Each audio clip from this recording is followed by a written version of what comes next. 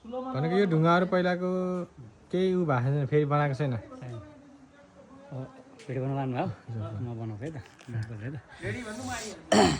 हामी चाहिँ अहिले मकवानपुर जिल्लामा रहेको मकवानपुर गढीमा छौँ, जो चाहिँ पृथ्वीनारायण शाहले आफ्नो राज्य एकीकरण गर्दा 2224 राज्य अन्तर्गतको एउटा मकवानपुर गढी पनि एउटा चाहिँ राज्य थियो, जसमा चाहिँ यहाँ चाहिँ मल्ल राजाहरूले राज्य गर्दथे र त्यसपछि सेनवंशी राजाहरूले राज्य गर्ने क्रममा चाहिँ मकवान सेन राजाले राज्य गर्दै गर्दा पृथ्वीनारायण शाहले नेपाल एकीकरणको अवस्थामा मकवानपुर र नुवाकोटलाई चाहिँ विजय गर्न चाहिँ धेरै कठिन थियो र उहाँले चाहिँ यहाँ चाहिँ विजय गर्नको लागि चाहिँ यहाँ आएर चाहिँ बास बसेर यहाँको मकवान सेन राजाको छोरी चाहिँ मागेर बिहे गर्ने निधो गर्नुभयो र मागेर बिहे पनि गर्नुभयो र यतिसम्म नाटक गर्नुभयो कि उहाँले चाहिँ बिहे भइसकेपछि अब ज्वाइँ चेलालाई अलि मान सम्मान गर्नुपर्छ भन्ने कुरा चाहिँ पहिलेदेखि नै चलिआएको र चाहिँ त्यही अन्तर्गत उहाँलाई चाहिँ यहाँ आएर चाहिँ जब आउनुभयो ससुराली अनि गेटमा आइसकेपछि गेटपालले चाहिँ सल्युट गरेको मिलेन भन्दै आफ्नो ससुराबालाई चाहिँ सल्युट गर्न लगाउनु भयो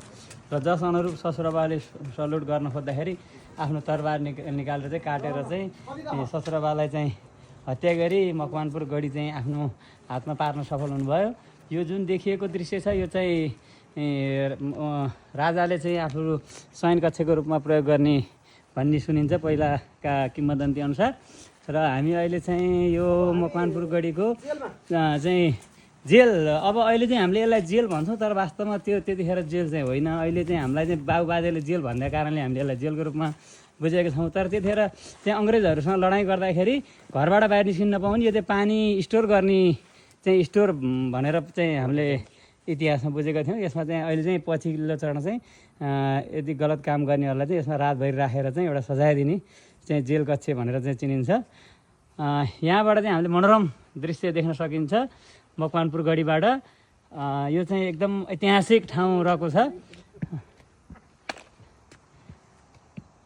यो चाहिँ अब यताबाट चाहिँ हामीले हेर्दाखेरि हेटौँडा उपमहानगरपालिका 17, 18, 19 यहाँबाट देख्न सकिन्छ।